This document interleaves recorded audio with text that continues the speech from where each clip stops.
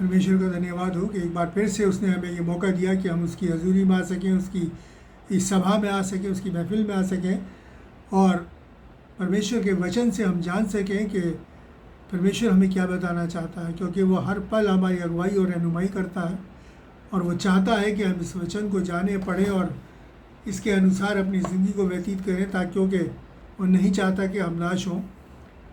और आगे हम वचन में चलेंगे। मैं पढ़ूंगा यूहन्ना उसका 3 अध्याय और 16वां पद, उसका 16वीं आयत। तो यहाँ पर परमेश्वर का वचन कहता है, और ये हमारी गोल्डन वर्स भी है, कि परमेश्वर ने जगत से ऐसा प्रेम किया कि उसने अपना इकलौता पुत्र दे दिया, ताकि जो कोई उस पर विश्वास करे वो नाश ना हो बल्कि हमेशा की ज़िंदगी पाए। जो कोई उस पर विश्वास करे वो नाश ना हो बल्कि हमेशा की ज़िंदगी पाए। हाँ, परमेश्वर हम सबसे प्रेम करते हैं और वो नहीं चाहते कि कोई भी नाश हो। और ये जो वर्स मैंने आपके सामने पढ़ी है, ये इसी बात को प्रकट करती है, इसी बात को जाहिर करती है कि वो हमसे कितना प्रेम करता है कि उसने अपने इकलौते पुत्र प्रभु यीशु मसीह को भेजा, ताकि जो विश्वास करे वो उस पर वो कभी भी नाश ना हो बल्कि हमेशा की ज़िंदगी पाए। वो हमको हमेशा की ज़िंदगी देना चाहता है परमेश्वर, उसका लाखों लाख धन्यवाद हो। और देखिए कि परमेश्वर जो है वो नहीं चाहता नाश हो, इस बात को कि वो नहीं चाहता कि हम नाश हो, हिजकीएल नबी की पुस्तक उसका 33वां अध्याय 33 चैप्टर और उसकी 11th वर्स को हम पढ़ेंगे। और यहाँ पर लिखा है कि परमेश्वर यहोवा की ये वाणी है कि मेरी जीवन की सौगंध, मैं दुष्ट के मरने से प्रसन्न नहीं होता, परंतु इससे कि दुष्ट अपने मार्ग से फिरकर जीवित रहे। अपने बुरे काम से फिर जाओ, तुम क्यों मरो। दुष्ट मतलब मैं बुरे लोगों के मरने से खुश नहीं होता, प्रभु ये कहते हैं। और ये चाहते हैं कि दुष्ट भी अपने बुरे कामों से फिरे, तौबा करे, पश्चाताप करे और उसके बाद वो उस बुराइयों को छोड़ के नेकी के रास्ते के ऊपर आए और वो बचाया जाए। और यही जो मैंने वर्ष सुबह जो वर्ष आपके सामने अभी सबसे पहले पढ़ी, उसका भी मतलब यही है, जो कि यूहन्ना 3:16 आपके सामने पढ़ी गई। और उसके बाद आखिर में प्रभु का वचन इसमें इस पद के आखिर में कहता है, तुम क्यों मरो। मैंने तुम्हारे लिए सारा इंतज़ाम कर दिया, मैंने तुम्हारे लिए इस दुनिया में आया तमाम लानतान सही अपनी कुर्बानी दी, अपना बलिदान दिया। उसके बाद वो कहता है कि उसके बाद मैंने सारा इंतज़ाम करने के बाद वो कहते हैं कि अब तुम मुझ पर भरोसा नहीं करता, तुम क्यों मरो, क्यों मरो। बड़े हैरान है होकर ये बात को कहते हैं कि इतना सुख करने के बाद भी ज़िंदगी तुम्हारे सामने, नजात का रास्ता तुम्हारे सामने मैंने रख दिया, उसके बाद भी अगर तुम मरते हो तो तुम क्यों मरते हो, क्यों नहीं इस ज़िंदगी को अपनाते और ज़िंदगी को अपना के ज़िंदा रहने का करते। हम जानते हैं कि हमारी जो आत्मा है वो नाश्वर है, हलाक होने वाली है, और जो हमारी जो ज़मीन देह है, हमारा शरीर जो है वो नाश्वर है और हमारी आत्मा अविनाशी है। जब से इंसान ने गुनाह किया, हमारा शरीर जो है वो नाश्वर हो गया और आत्मा अविनाशी हो गई। और परमेश्वर को सबसे ज़्यादा चिंता हमारी इस आत्मा की है, क्योंकि शरीर में रहते हुए भी वो हमारी सुधि लेते हैं, हमारी ज़रूरतों को पूरा करते हैं, अपने सुरक्षा के घेरे को बनाते हैं। लेकिन एक समय निर्धारित है जब ये देह, आत्मा जो है इस देह को छोड़ेगी और परमेश्वर को उस वक्त की चिंता है कि यह आत्मा कहाँ जाएगी। और देखें कि हम जानते हैं मरने के बाद 2 ही जगह हैं जहाँ पर आत्मा जाएगी, और आत्मा के लिए एक है नरक और एक है स्वर्ग, जन्नत और जहन्नम। 2 जगह हैं जहाँ पर आत्मा जाएगी। अगर हम स्वर्ग की बात करें तो स्वर्ग एक बहुत ही आनंदमय जगह है, बड़ा खुशनुमा वहाँ का वातावरण है और आनंद से भरपूर है वो जगह। और आनंद से भरपूरी के विषय में मैं आपको बताऊं कि परमेश्वर का वचन भजन संहिता 16 और उसके 11वें पद में क्या कहता है। देखें 11वीं आयत में लिखा है कि तूने मुझे जीवन का रास्ता दिखाएगा, तेरे निकट आनंद की भरपूरी है, तेरे दाहिने हाथ में सर्वदा सुख बना रहता है। ये वो जगह है कि जहाँ परमेश्वर स्वयं रहते हैं। और वो कहता है कि तेरे निकट आनंद की भरपूरी है। उसने हमें ज़िंदगी का रास्ता दिखाया। इससे पहले हमने पढ़ा, तो वो कहता है क्यों मरो, क्यों नहीं ज़िंदगी के रास्ते के ऊपर चलते, क्यों नहीं प्रभु को फॉलो करके बुराइयों को छोड़कर भलाई के रास्ते पे चलते। उसके निकट आनंद की भरपूरी है, यानी कि परमेश्वर के निकट। और परमेश्वर चाहता है कि उसके बेटे और बेटियां जिसने कि उसने अपनी शक्ल और सूरत के ऊपर बनाया है वो उसके साथ रहें, वो हलाक ना हो बल्कि वो उसके साथ रहे। और देखिए नरक क्या है, नरक एक बहुत ही भयानक जगह है जहाँ बेहद तड़प है, बेहद जलन है। और वो ऐसी जगह है जहाँ आत्मा तिल तिल करके मरती है लेकिन मरती नहीं, जिंदा रहती है मगर मरती नहीं। बहुत ही भयानक पीड़ा है, इसको हम शब्दों में बयान नहीं कर सकते क्योंकि ये इतनी भयानक है कि और इससे परमेश्वर बचाना चाहता है। देखिए कि मैं परमेश्वर के वचन से कुछ बातें, कुछ आयतें आपके सामने रखना चाहूँगा ताकि हम जान सकें कि वो कितनी ख़तरनाक जगह है। नरक जो है परमेश्वर ने अपने वचन में हमको बता दिया ताकि हम जिंदगी को अपना। और उसके लिए कहता है कि तुम क्यों मरो, वो मरने से मेरे और आपको बचाना चाहता है। देखिए हम लिखे कि यहाँ पर लिखा है मरकुस 4 और उसकी 48 आयत में लिखा है कि जहाँ का कीड़ा कभी नहीं मरता और जहाँ की आग कभी नहीं बुझती। जैसे मैंने कि आपको अभी कहा था कि वहाँ कीड़ा मतलब आत्मा, हमारी रूह, जहाँ का कीड़ा कभी नहीं मरता, वो मरती नहीं है और आग कभी नहीं बुझती। वहाँ रोना रोना रोना और तड़पना बस, और जलन है वहाँ पर। और परमेश्वर नहीं चाहते कि उसके बेटे और बेटियाँ या कोई भी इंसान वहाँ जाए। कोई भी इंसान, वो कहता है मैं दुष्ट के मरने से, बुरे आदमी के मरने से भी खुश नहीं होता, चाहता है वो भी तौबा करे। किसी को भी नहीं चाहता उस नरक में डालना क्योंकि सबको परमेश्वर ने बनाया अपनी शक्ल सूरत पे। वो नहीं चाहता कि वो लोग वहाँ जाएं। और देखिए परमेश्वर का वचन क्या कहता है, हम पढ़ेंगे मती की इंजील उसका 13वां अध्याय और उसके 41 से 43 बाद। मती 13 उसका 41 41 to 43। और यहाँ पर क्या लिखा है, मनुष्य का पुत्र अर्थात प्रभु यीशु मसीह अपने स्वर्गदूतों को भेजेगा कि वे उसके राज्य में से सब ठोकर के कारणों को और कुकर्म करने वालों को इकट्ठा करें। ये उस वक्त का जिक्र है जब प्रभु यीशु मसीह लेने आएंगे, क़यामत का जिक्र है। और वहाँ के लिए प्रभु कहता है कि वो लोगों को इकट्ठा करेगा। किन लोगों को? जो ठोकर का कारण के लोगों को बुराई में, धोखे में धकेलते हैं और खुद तो वो काम करते हैं मगर लोगों को भी बुराई की तरफ ले जाते हैं। वो ठोकर के कारण लोगों को ठोकर कहलाते हैं। और कुकर्म करने वालों, मतलब हर बुरे काम करने वालों को इकट्ठा करेंगे और उन्हें आग के कुंड में डालेंगे। वहाँ रोना और दांतों का पीसना होगा। वहाँ रोना और दांतों का, आग के कुंड में डालेंगे। ये नरक का जिक्र है। और वहाँ रोना और दांतों का, कभी आप ऐसे दुख में नहीं पड़े होंगे, ऐसे नहीं होंगे जहाँ आप रोए भी हों और दांतों को पीसे भी हों। एक जगह जिक्र है, मैं आपको बताऊंगा कि वहाँ लिखा है कि लोग अपनी ज़ुबानों को चबा डालेंगे। इस कदर भयंकर पीड़ा है उस जगह के अंदर। और परमेश्वर मेरे आपको उसे बचाना चाहता है। वहाँ रोना और दांतों का पीसना होगा उस आग के कुंड के अंदर। यह है वो नरक की जगह जिसके विषय में परमेश्वर ने बताया और चाहता है कि हम माना जाए। और उसके बाद 43वीं आयत में क्या लिखा है, और उस समय धर्मी अपने पिता के राज्य में सूर्य के समान चमकेंगे, जिसके कान हो वो सुन ले। उस समय जो धर्मी लोग हैं वो परमेश्वर के राज्य में सूर्य की तरह चमके। उनकी चमक और उनकी रौनक कुछ और ही होगी क्योंकि वो आनंद की भरपूरी में होंगे। जब हम आनंद में होते हैं तो हमारे चेहरे की चमक ही कुछ और होती है। वो कहता है कि वो चमक ऐसी होगी जैसे अब सूरज चमकता हो, कोई उसकी तरफ देख नहीं सकता, उसकी ताब नहीं ला सकता। और परमेश्वर का वचन कहता है जिसके कान हो वो सुन ले। दोनों बातें यहाँ पर आपके सामने है, नरक और स्वर्ग। अब वो कहता है जिसके कान हो, मतलब जो समझदार है वो देख ले और सुन ले और चुन ले अपने आप को कि वो कहाँ जाना चाहता है। मेरे और आपके लिए परमेश्वर का वचन है और हमें उसके अनुसार करना है। एक पद मैं आपके सामने और पढ़ूँगा, मती की इंजील उसका 25वां अध्याय और उसका 41वां पद 41 और यहाँ पर लिखा है कि तब वो अपने बाएं और वालों से कहेगा, हे श्रापित लोगों, मेरे सामने से उस अनंत आग में चले जाओ जो शैतान और उसके दूतों के लिए तैयार की गई है। यानी कुकर्म करने वाले बुरे लोगों को कहता है वो श्रापित हैं, उनके ऊपर श्राप लग चुका। कहता है कि तुम मेरे सामने से दूर हो जाओ और उस आग में चले जाओ जो शैतान और उसके दूतों के लिए बनाई गई है। इसका मतलब नरक मनुष्य के लिए नहीं बनाया गया, नरक बनाया गया शैतान और उसके दूतों के लिए। लेकिन मेरे और आपको ये देखना है कि अब हम किसकी तरफ हैं। हम शैतान के दूत हैं या परमेश्वर के दूत हैं? हम शैतान की ओर हैं या परमेश्वर की ओर हैं? अगर हम शैतान की ओर हैं और शैतान के दूत हैं और शैतान की मनोकामना को प्रकट करते हैं, उसकी इच्छा को प्रकट करते हैं, लोगों को ठोकर देते हैं, बुराई में डालते हैं, तो ये आग उनके लिए तैयार है बिल्कुल। और परमेश्वर अंत में कहेगा कि उस आग में चले जाओ।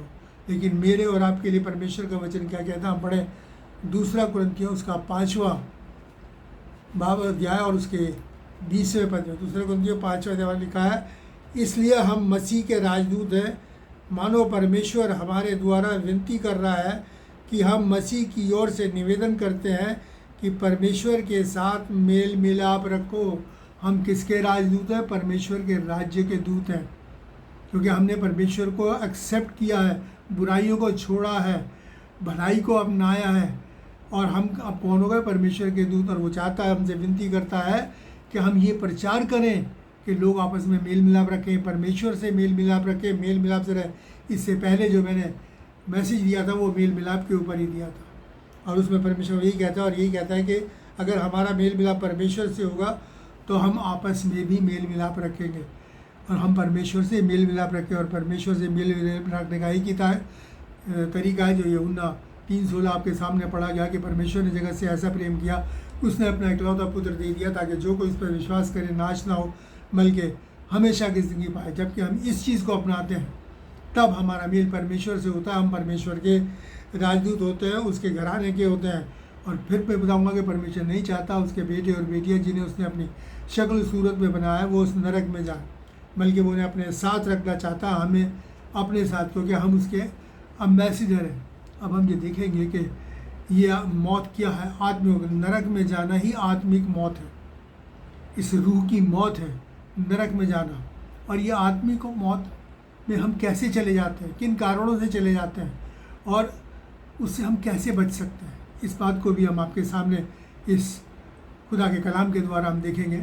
हम पढ़ेंगे रोमियो की पत्री उसका 8वां अध्याय और 7 और 8 पद। रोमियो 8 और उसका 7 और 8 पद। यहाँ पर क्या लिखा हुआ है? यहाँ परमेश्वर का वचन हमको बताता है, क्योंकि शरीर पर मन लगाना तो परमेश्वर से बैर रखना है, क्योंकि ना तो परमेश्वर की व्यवस्था शरीयत के अधीन है और ना हो सकता है। और 8वें पद में लिखा है, जो शरीर की दिशा में है वो परमेश्वर को प्रसन्न नहीं कर सकते। बार बार ये वचन के अंदर आया कि शरीर से प्रेम रखना, परमेश्वर से बैर रखना। क्यों? जबकि आत्मा हमारी शरीर में है। हम देखेंगे कि शरीर से प्रेम रखने का मतलब क्या है। शरीर पाप के कारण नाश्वर हो गया, पापी हो गया। अब मेरे और आपको उसके अंदर जो आत्मा उसे बचाना है। और ये शरीर के काम क्या है? हम पढ़ेंगे गलतियों की पत्री उसका 5वां अध्याय और उसका 19 और 21 पद। गलतियों 5 उसका 19 और 21। और देखिए यहाँ पर क्या लिखा है। यहाँ पर हमें खुदा का कलाम बताता है कि शरीर के काम तो प्रकट हैं, जाहिर हैं, अर्थात व्यभिचार, गंदे काम, लुचपन, मूर्ति पूजा, टोना, बैर, झगड़ा, ईर्ष्या, क्रोध, विरोध, फूट, विधर्म, डहा, मतवालापन, लीला क्रीड़ा, इनके जैसे और काम, इनके जैसे और काम, इनके विषय में मैं तुमसे पहले से कह देता हूँ, जैसे पहले भी कह चुका हूँ कि ऐसे काम करने वाले परमेश्वर के राज्य के वारिस नहीं होंगे, यानी कि स्वर्ग के वारिस नहीं होंगे। मतलब कैसे काम? मैं आपको बता दूँ कि गंदे काम, हर गंदा काम, बुरा काम, लुचपन। अब अच्छी तरीके से समझते हैं कि लुचपन क्या है। टोना, ये जादू टोना हम करते हैं, परमेश्वर से सख्त नफरत करता है क्योंकि ये शैतान के कार्य हैं। बैर, दूसरों से बैर रखना, इसलिए वो कहता है कि मिल रखो। झगड़ा, ये झगड़ा फसाद परमेश्वर नहीं चाहता क्योंकि परमेश्वर प्रेम करने वाला है। ईर्ष्या, किसी के प्रति जलन रखना। फिर क्रोध, मना करता है प्रभु, कहता है क्रोध तो करो मगर पाप मत करो। हम अपने बच्चों पे क्रोध करते हैं, वो पाप नहीं है, उन्हें सुधारने के लिए। लेकिन वैसे क्रोध करते हैं, दूसरों के ऊपर झगड़े फसाद करते हैं, तो ये पाप है। फिर एक दूसरे का विरोध करना। विरोधी कौन है? शैतान। शैतान का काम हम ना करें। फिर फूट, किसी दूसरे में फूट डालना। जो वायु में फूट डालता है परमेश्वर उससे घृणा करता है। परमेश्वर नीति वचन में लिखा है।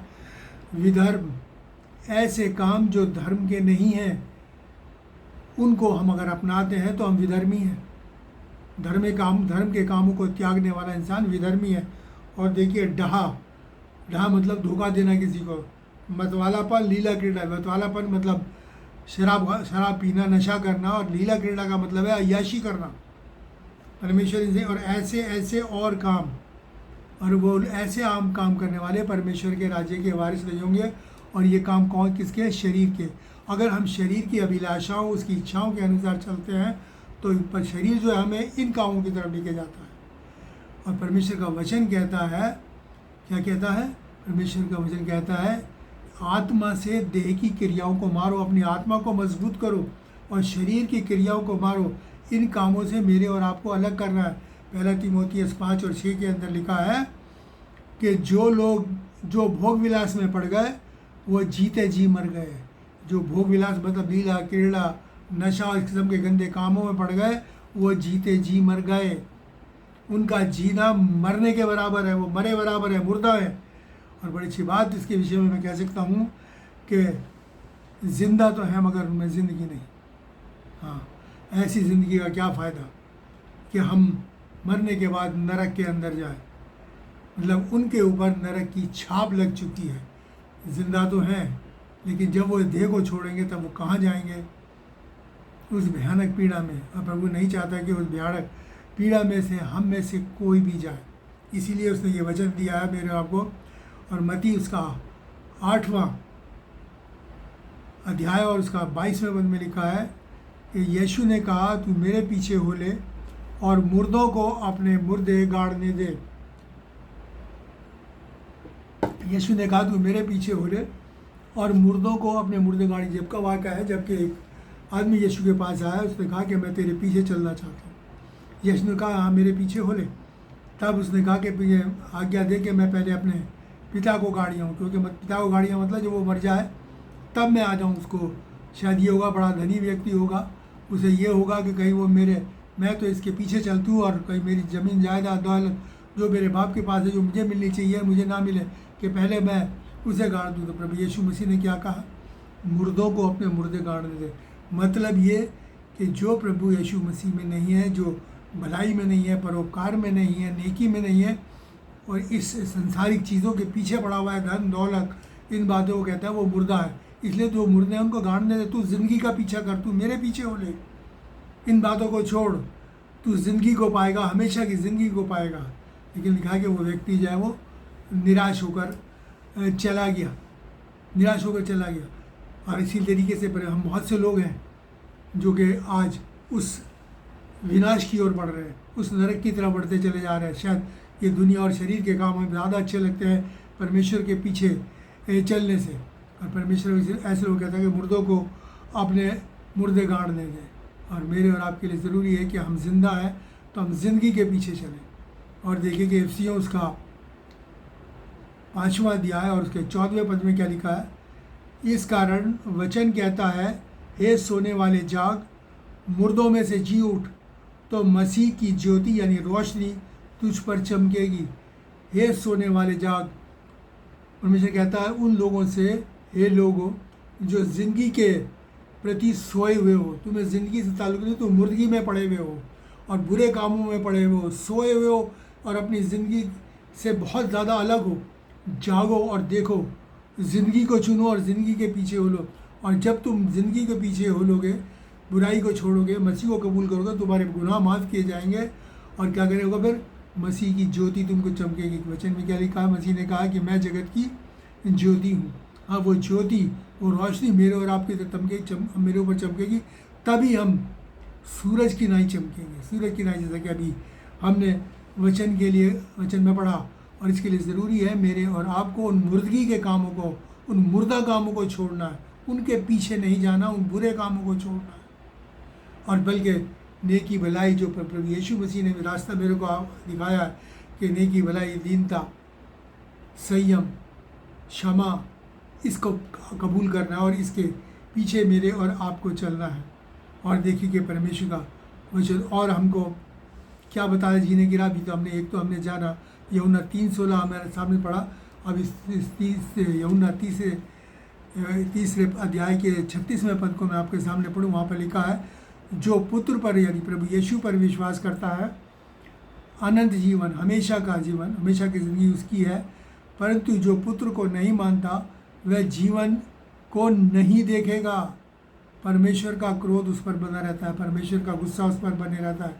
जो पुत्र पर यानी प्रभु यीशु मसीह पर विश्वास रखता है हमेशा की ज़िंदगी उसकी है। इसलिए वो कहता है कि तू मेरे पीछे हो ले, ज़िंदगी का पीछा कर। परंतु जो पुत्र को यानी प्रभु यीशु मसीह को नहीं मानता वह जीवन को नहीं देखेगा, यानी कि वो स्वर्ग से उसका कोई संबंध नहीं है। उसके लिए वो अनंत आग जो है वो तैयार की गई है और परमेश्वर का क्रोध, गुस्सा उस पर बना रहता है। परमेश्वर का क्रोध जिस पे बना हो, आप सोच लीजिए उसके लिए एक नरक ही ऐसी जगह है जिसमें कि वो डाला जाएगा, क्योंकि परमेश्वर के निकट आनंद की भरपूरी है और वो भरपूरी केवल नेक और भले लोगों के लिए, भलाई करने वालों के लिए, प्रभु यीशु पर विश्वास करने वालों के लिए जो ये पाक का नाम मेरे और आपको बताता है, मैं वही आपके सामने रखता हूँ। इसलिए ज़रूरी है कि मेरे और आपको उस ज़िंदगी को कबूल करना और ये ज़िंदगी से बचने का मेरे और आपके लिए मौका भी है और रास्ता भी है, जिस पे कि मेरे और आपको चलना है प्रभु यीशु मसीह के पीछे होते हुए। पहला यूहन्ना 5 और उसके 12वें आयत में क्या लिखा है? जिसके पास पुत्र है उसके पास जीवन है, और जिसके पास परमेश्वर का पुत्र नहीं उसके पास जीवन भी नहीं। जिसके पास प्रभु यीशु मसीह है उसके पास ज़िंदगी है। ज़िंदगी क्या है? नेकी, भलाई, नम्रता, दीनता, क्षमा, ये नेकी है या पवित्र आत्मा के फल हैं जो हमारे अंदर होने चाहिए, जो प्रभु यीशु मसीह के गुण हैं जो हमारे अंदर होने चाहिए। जिनके अंदर ये नहीं उनके पास ज़िंदगी नहीं। इसलिए कहा है जिनके पास पुत्र नहीं यानी प्रभु यीशु मसीह नहीं उनके पास ज़िंदगी नहीं। प्रभु यीशु मसीह का होना हमारे अंदर क्या जाहिर करता है कि हमारे अंदर ये भलाई के काम होने चाहिए। अगर हम यीशु के हैं, मसीह कहलाते हैं और ये भलाई के काम हमारे अंदर नहीं है तो नरक की आग है हमारे लिए तैयार, क्योंकि वो मनों और दिलों और गुर्दों का जांचने वाला है, मनों का जांचने वाला है। वो हमारे आडंबर को हमारे मन में क्या है बहुत अच्छी तरह जानता है। इसलिए हमें अपने मन को साफ करना है। इसलिए वचन के अंदर लिखा है कि सबसे ज़्यादा अपने मन की चिंता कर, क्योंकि ये बड़ी धोखा देने वाली वस्तु है। अगर हमारा मन, हमारा विवेक, हमारी कॉन्शियस शुद्ध है तभी हम परमेश्वर के बेटे और बेटी हैं। और इसीलिए हमें सुख विवेक के साथ आना है। और जिसके पास पुत्र नहीं उसके पास जीवन भी नहीं, उसके पास ज़िंदगी भी नहीं, हमेशा की ज़िंदगी भी नहीं। और ये हमेशा की ज़िंदगी प्रभु यीशु मसीह हम में से हर एक को देना चाहता है। हमको उस ज़िंदगी को कबूल करना है और वो कबूल करना है नेकी के, परोपकार के, भलाई के रास्ते के ऊपर चलकर प्रभु यीशु मसीह को फॉलो करते हुए, क्योंकि ये ज़िंदगी जीना परमेश्वर ने हमको दिखाया, इसीलिए हमको बनाया गया था, सिरजा के साथ। शक्ल और सूरत का मतलब यही नहीं कि हम उसकी शक्ल और सूरत में इंसान के स्वरूप में है, बल्कि हमारा शक्ल और स्वरूप का मतलब ये है कि हमारा स्वभाव जो है, हमारी नेचर जो है वो भी उसके अनुसार होनी चाहिए, ईश्वरीय अनुसार। और अगर ऐसा है तभी हम उस ज़िंदगी को पा सकते हैं। यूहन्ना उसका 10वां अध्याय उसके 10वें आयत में क्या लिखा है?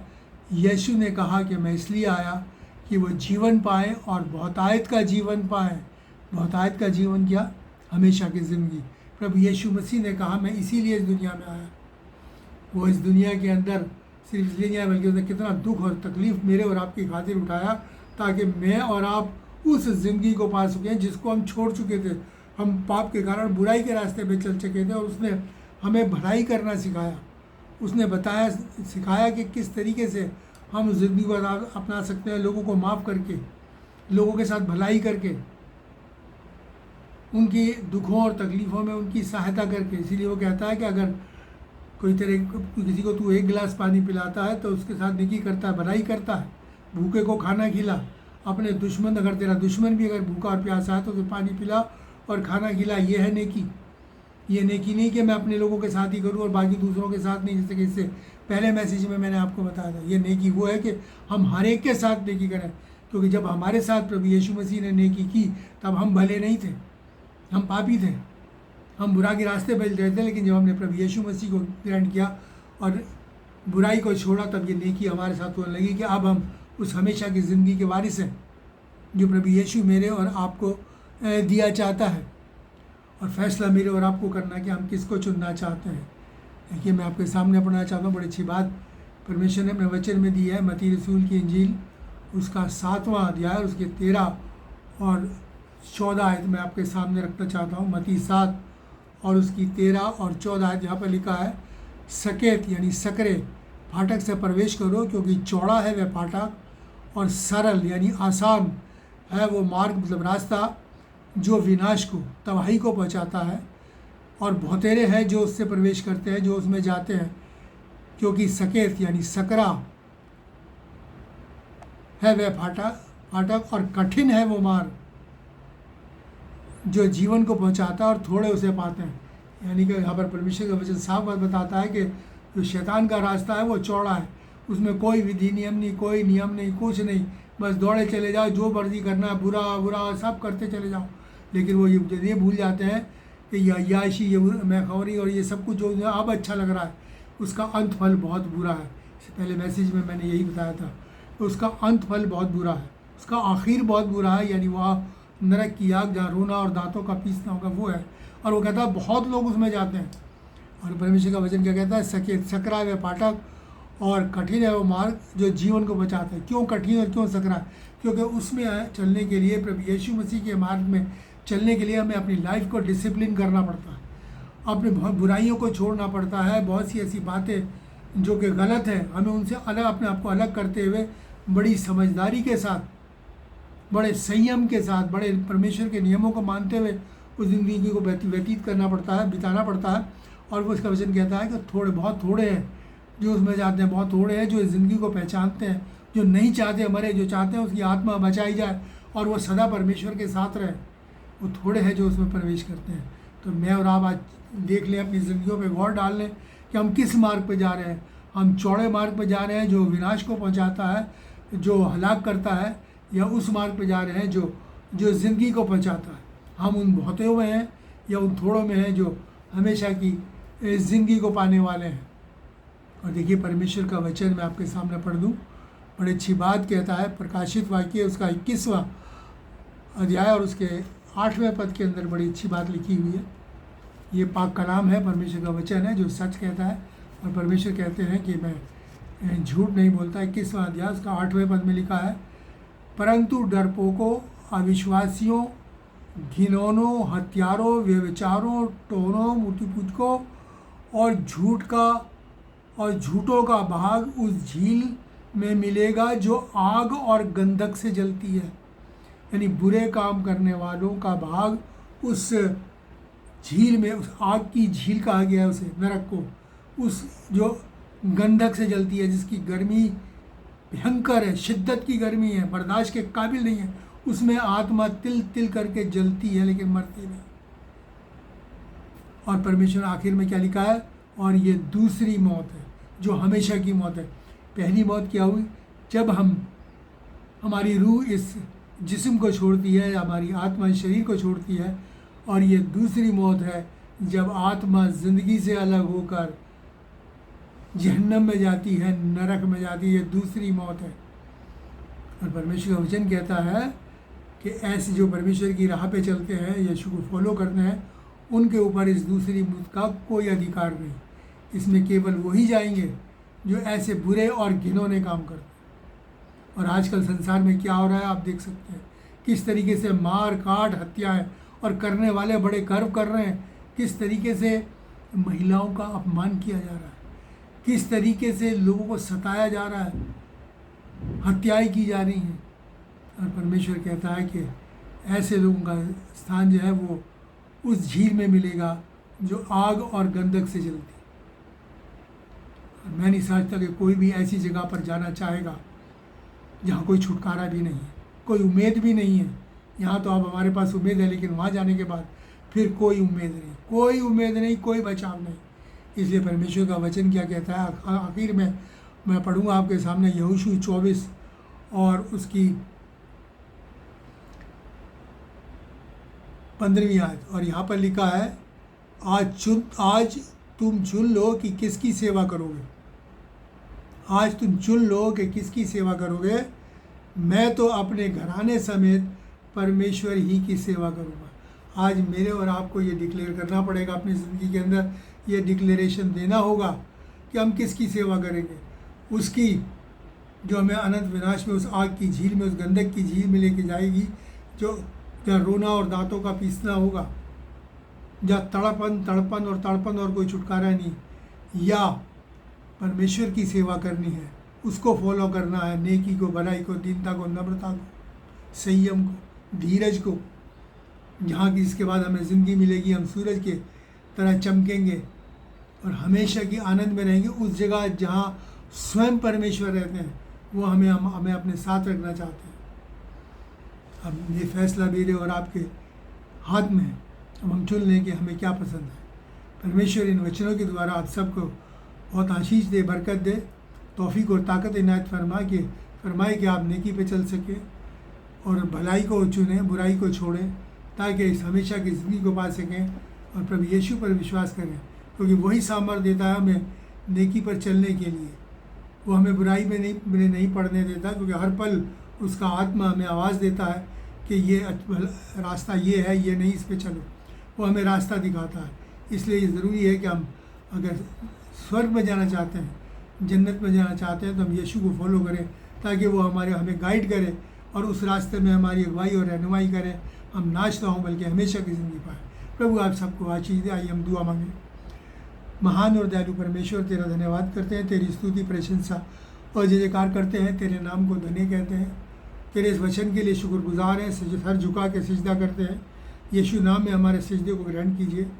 प्रभु इस वचन को हम अपना सके अपनी ज़िंदगी के अनुसार, इसके अनुसार अपनी ज़िंदगी व्यतीत कर सके। प्यारे बाप आसमानी, हमें तौफीक और ताकत इनायत फरमाइए, हमारी सहायता कीजिए, ताकि पिता परमेश्वर हम कभी भी नेकी के रास्ते से भटके नहीं, बल्कि पिता परमेश्वर अपनी ज़िंदगी के आखिरी सांस तक तुझ में बने रहें, विश्वास में बने रहें, ईमान में बने रहें और नेकी के रास्ते पे चलते रहें, ताकि हमेशा तेरे साथ रहने पाएँ जहाँ तू रहता है। और जहाँ तू रहता है हमारे लिए वही स्वर्ग है। प्यारे बाप आसमानी, हम सबको तौफीक और ताकत इनायत फरमाइए, हर सुनने वाले को आशीष दे। धन्यवाद के साथ प्रार्थना प्रभु यीशु के नाम से मांगे।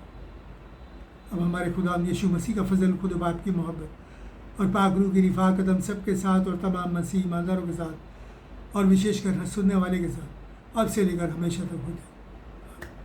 प्रभु यीशु का बहुत बहुत धन्यवाद हो आज के इस वचन के लिए जो उसने हमको दिया और हमको बताया कि हमें कैसी ज़िंदगी व्यतीत करनी है और ज़िंदगी को व्यतीत करने के लिए हमें क्या क्या करना है। अब मेरे और आपको फैसला करना है, इसलिए ज़्यादा से ज़्यादा इस वचन को शेयर कीजिए ताकि दुनिया के छोर तक पहुंच सके, क्योंकि जितना आप इसको शेयर करेंगे, आपको फैलाएंगे, प्रभु यीशु मसीह आपको उतनी आशीष देंगे। परमेश्वर आपको, आपके परिवार को, आपके घराने को आशीष देंगे, अपने बच्चों को आशीष देंगे, क्योंकि प्रभु यीशु मसीह की ये कमांड है, जाओ और जाके सुसमाचार का प्रचार करो और जो बातें मैंने तुम्हें बताई हैं उन्हें मानना सिखाओ। आज ये बातें जो प्रभु ने मुझे बताई मैंने आपको मानना सिखा दी। आप इसे आगे तक पहुंचाइए ताकि खुदा की नेमत और बरकतों के आप बानी हो सके, और सब्सक्राइब भी कीजिए ताकि अगला मैसेज आप तक सबसे पहले पहुंच सके। प्रभु आप सबको आशीष दे। God bless you.